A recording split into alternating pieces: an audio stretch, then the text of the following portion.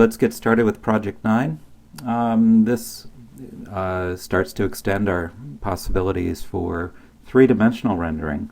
Up till now you've been working with a very simple flat black object, either a circle, like in a form of a dot, etc.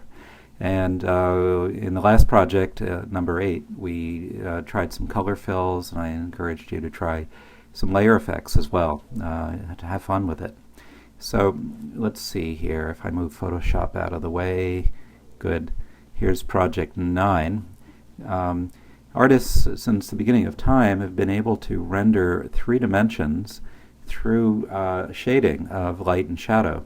This is how we perceive depth, to have highlights and shadows and a gradient all the way between gives us a sense of the third dimension, even though it's still a two-dimensional object.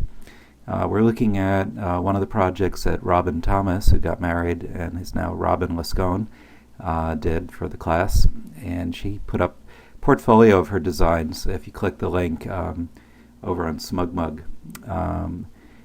just to show you, to get started, a simple three-dimensional effect of drawing a three-dimensional sphere, adding a gradient background, and then adding a drop shadow like this as a project, and then having you explore some spheres and maybe even some cubes to vary what you're doing for your dimensional rendering.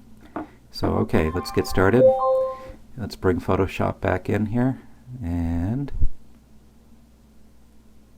good. So again, as always, it's going to be File, New.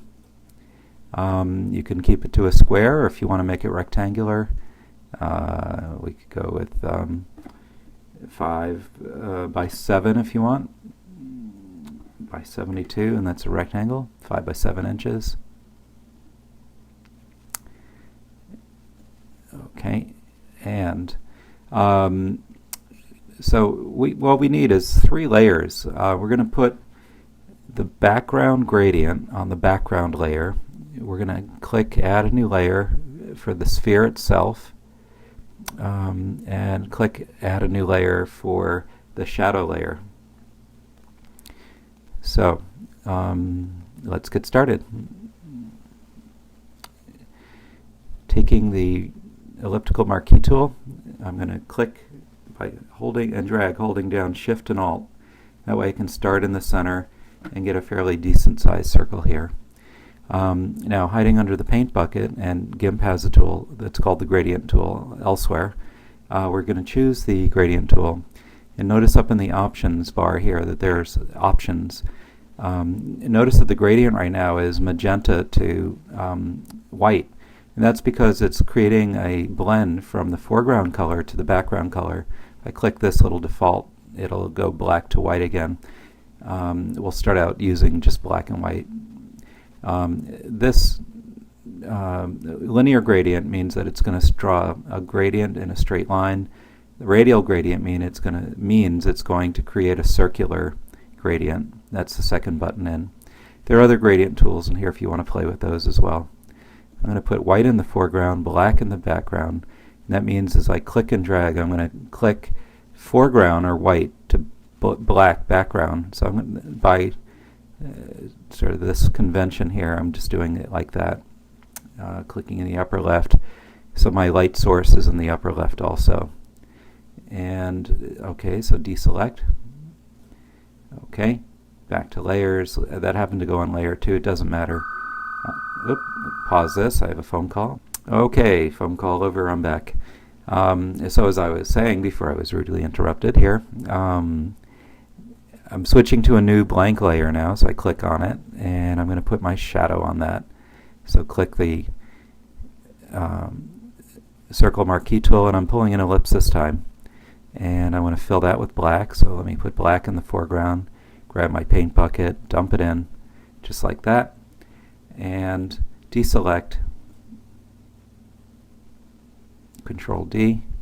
I want to blur that out to give it a shadowy look, so I want to take a filter, blur, and Gaussian blur. And the reason I like Gaussian blur is because there's a radius slider here, and I can control how much the blur is just by dialing that in like that.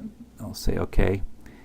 OK, last element. Let's put a linear gradient on the background. So I'm going back to my gradient tool, clicking this first linear gradient. Put the dark at the top and lighter at the bottom, so it happens to be foreground to background this way. So I'm going to click black at the top, down to white at the bottom, just like that. Let me hide the layers here. And now, because they're on separate layers, with the move tool I can move my shadow and my sphere independent of one another. And I'm just going for this funny little floating sphere effect here. And if you have Photoshop, you can add a lighting effect if you want. Put it in the upper left side where the light would be. Notice how the light falls across the ball now, or the sphere. It's not just a flat circle, creating a shadow down below here, kind of off in the same direction.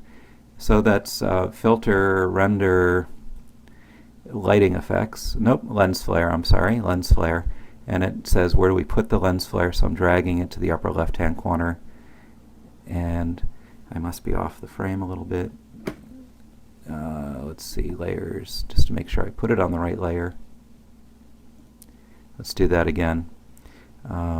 So yeah, I'm clicking background layer, filter, lens flare. There it is. And now I have a light effect going on, the light source. Some flare effects like photography. When you're shooting into the light, you get these little artifacts.